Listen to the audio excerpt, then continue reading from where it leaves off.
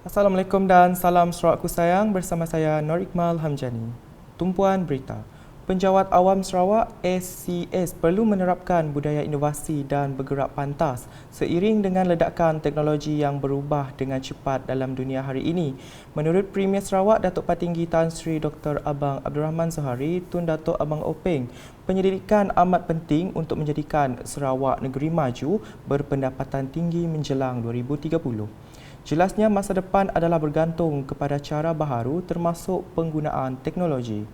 Menurut beliau, kerajaan Sarawak melaksanakan ekonomi digital kerana menyedari perubahan dunia adalah bergantung kepada teknologi di mana ia berkembang dengan cepat. Selain itu, katanya kerajaan negeri juga menerapkan ekonomi baharu yang berteraskan kepada cara-cara digital dan juga yang berteraskan kepada masalah dihadapi dunia hari ini. Beliau berucap demikian dalam majlis penutupan High Performance Team HPT Retreat 2022 di Pusat Konvensyen Antarabangsa Langkawi pada Sabtu. Dalam hal ini, Premier Sarawak berharap penjawat awam ambil tahu setiap inisiatif yang dilaksanakan oleh Kerajaan Sarawak ketika ini, terutamanya strategi pembangunan pasca COVID-19 PCDS 2030 untuk memudahkan penyampaian kepada orang ramai. Dari segi teknologi, Datuk Patinggi Tan Sri Abang Zohari menjelaskan Sarawak boleh berbangga kerana menjadi negeri paling terkehadapan berbanding kerajaan pusat dalam pembangunan tenaga baharu seperti hidrogen dan penyimpanan karbon. Katanya beliau menjangkakan pendapatan Sarawak akan meningkat kepada 11 bilion ringgit pada 2025 sebaik sumber tenaga baharu itu dapat dieksport kelak. Bagi meningkatkan kemahiran penjawat awam pula, Premier Sarawak berkata peruntukan akan disediakan bagi membolehkan pegawai di peringkat pengurusan pertengahan melanjutkan pengajian untuk meningkatkan kemahiran hingga ke luar negara. Terdahulu dalam majlis sama, Setiausaha Kerajaan Sarawak Datuk Amar Muhammad Abu Bakar Marzuki memberitahu anggota SCS telah memberikan komitmen untuk memastikan agenda negeri di bawah kepimpinan Premier Sarawak berjaya dicapai. Jelasnya Premier Sarawak yang digelar beliau sebagai bapa inovasi itu bergerak pantas dalam memperkenalkan pelbagai idea inovatif sejak memegang jawatan kepimpinan negeri. Justru itu katanya SCS juga mesti bergerak sepantas momentum Datuk Patinggi Tan Sri Abang Zohari. Dalam pada itu, Datuk Amar Muhammad Abu Bakar menambah semua ketua jabatan juga akan terus turun padang bagi memantau perkembangan di seluruh daerah.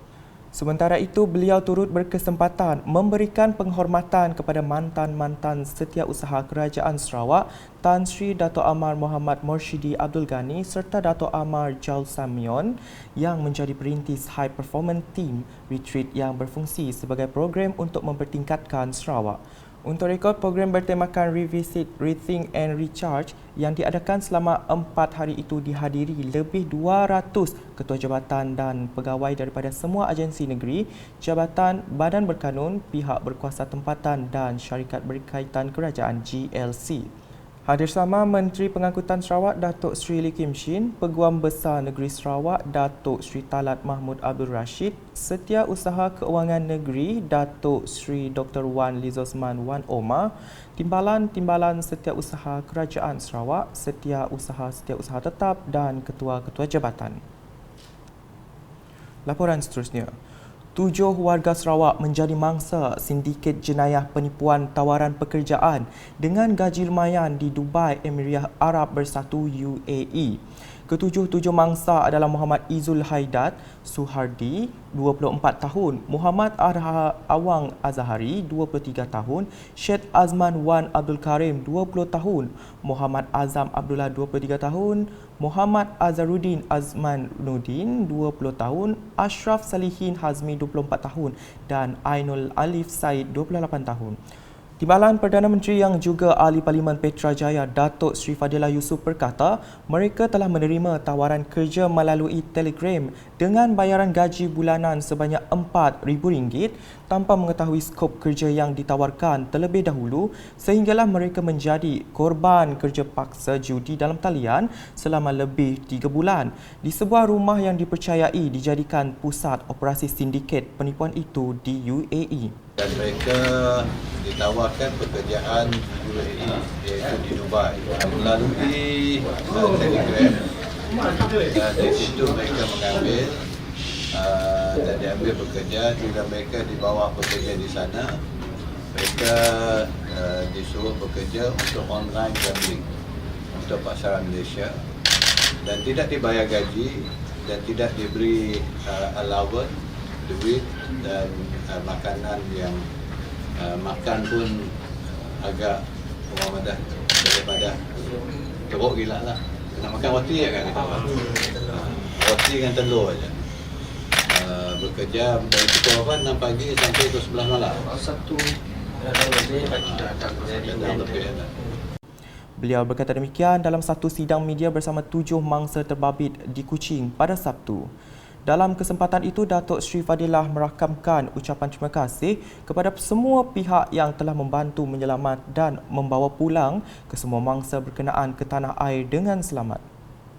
Dan bila kita dihubungi, jadi saya mohon Sarawak Volunteer, Sarawak Volunteers untuk membantu. Dan bantuan kita lebih kepada menyediakan kos untuk tambang balik mereka daripada Dubai sehingga nak membawa balik mereka ke negeri Sarawak. Yang lain-lain sebenarnya banyak dibantu oleh Wisma Putra, pejabat kedutaan kita dan ada beberapa kumpulan-kumpulan tertentu lah yang dapat bantu memberi makan dan sebagainya. Kesemua mangsa telah dibawa pulang oleh Kementerian Luar Negeri melalui Konsulat Jeneral Malaysia di Dubai dan selamat tiba di lapangan terbang antarabangsa Kuala Lumpur KLIA pada pagi Jumaat. Manakala bagi 7 mangsa dari Sarawak diterbangkan ke Kuching pada tengah hari Jumaat. Justru beliau menyeru kepada semua masyarakat agar menyemak terlebih dahulu dan berhati-hati dengan iklan peluang kerjaya menerusi media sosial, lebih-lebih lagi melibatkan tawaran ke luar negara. Kita kena berhati-hati. Kalau ada tawaran yang merupakan tawaran gaji yang lumayan ataupun pulangan yang lumayan, maknanya biasanya akan ada datang bersamanya sesuatu yang tidak benar lah. Sebab itu penting untuk kita siasat. Kalau tawaran kerja di luar negara, untuk kita siasat dengan Kementerian Luar kesahihan hubung baik dengan tawaran kerja dan sebagainya. Semak siasat sebelum kita menerima sebarang tawaran. Dia banyak bentuk scam sekarang ini yang perlu kita ketahui. Dan untuk itu kadang eloklah kita juga menyiasat dengan pihak polis dan sebagainya. Mungkin dah ada rekod, trend ataupun kaedah-kaedah penipuan dalam apa saja bidang sekarang ini. Jadi saya mengharapkan perkara ini akan dapat memberi pengajaran kepada mereka ini khususnya dan juga mungkin mereka dengan pengalaman yang mereka lalui, mereka dapat berkongsi pengalaman dengan orang lain supaya tidak ada lagi orang yang terjebak ataupun tertipu dengan tawaran-tawaran bekerja di luar negara ataupun apa saja scam yang berbelua luasa sekarang. Berita selanjutnya, Timbalan Menteri di Jabatan Premier Sarawak Hal Ehwal Korporat Penerangan dan Unit Komunikasi Awam Sarawak UKAS, Datuk Abdullah Saidul turun padang di sekitar Kuching untuk menyantuni serta mengambil maklum keadaan terkini 3 bekas pengamal media veteran. Beliau memulakan lawatan di Rumah Pesara Jabatan Penyiaran Malaysia Tukino Mapol, 63 tahun yang telah berkhidmat lebih 30 tahun di RTM Sarawak. Tukino pernah mengalami strok ringan sebanyak 3 kali, iaitu sekali pada 2016 dan 2 kali pada 2017, selain perlu menjalani rawatan dialisis 3 kali seminggu. Seterusnya, Datuk Abdullah melawat ke kediaman penulis sukan veteran Martin Yee, 66 tahun yang pernah berkhidmat selama 38 tahun di beberapa syarikat akhbar swasta tempatan dan nasional. Beliau tidak lagi dapat bertugas selepas mengalami serangan jantung sebanyak 2 kali. Manakala Datuk Abdullah mengakhiri lawatannya di kediaman bekas penyunting sukan akhbar tempatan Juari Mesa, 68 tahun yang pernah berkhidmat selama 30 tahun dan kini mengalami strok separuh badan. Semasa lawatan, beliau bersama kaki tangan UKAS dan Persekutuan Persatuan Wartawan Sarawak FSJA turut menyampaikan sumbangan sempena sambutan Hari Krismas kepada tiga mereka sebagai tanda penghargaan atas jasa dan bakti yang pernah mereka sumbangkan sepanjang menjalankan tugas. Dalam pada itu, Dato' Abdullah berharap program santai seumpama ini dapat dilakukan bukan hanya untuk warga wartawan, malahan juga untuk warga media secara amnya. Bagi tujuan itu, beliau akan mengambil langkah untuk membesarkan lagi tabung kebajikan bagi membantu pengamal media yang memerlukan perhatian dan bantuan daripada pihak tertentu. Dan saya harap program santai sebegini kita akan dapat lakukan bukan hanya melibatkan warga wartawan tetapi juga semua warga media secara langsung atau tidak langsung di mana juga mereka berada, dan kita cuba untuk mungkin membesarkan sedikit tabung kebajikan ini kerana saya rasa jasa warga wartawan sama ada di lapangan ataupun mereka yang bertugas di studio besar, kerana mereka menjadi saksi utama dalam sejarah perubahan sebuah negeri atau negara dari segi pembangunan, dari segi sosio masyarakat dan sebagainya. Beliau turut menyeru kepada generasi baharu pengamal media agar mencontohi serta mempelajari cara penulisan dan penyampaian daripada ahli veteran dalam bidang kewartawanan. Sementara itu, Dato' Abdullah turut berkesempatan menyampaikan ucapan sempena Hari Krismas kepada semua yang beragama Kristian. Mewakili saudara terkino sekeluarga dan juga diri saya dan juga semua wakil rombongan pada hari ini mengucapkan sambutan Hari Krismas kepada semua sahabat-sahabat Kristian di mana juga anda berada. Saya harap kita terus bersatu dalam pelbagaian pendapat dan sebagainya, dan juga selamat tahun baru. Dan kepada adik-adik yang sedang bercuti sekolah, jaga diri dan have fun. Dalam perkembangan lain, program Kamek Nang Champion 2022 membuka ruang dan peluang kepada pemuzik tempatan untuk mengetengahkan bakat masing-masing ke tahap antarabangsa. Program yang diadakan buat kali pertama ini bertujuan untuk memartabatkan kesenian dan kebudayaan, khususnya di Bumi Kenyalang, di samping mencari pelapis baharu dalam bidang seni muzik.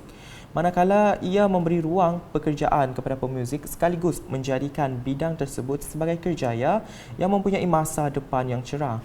Program Kamek Nang Champion ini merupakan cetusan idea daripada Persatuan Anak Seni Sarawak yang diterajui Muhammad Ghazali Jeman atau lebih dikenali sebagai Jalot Jeman.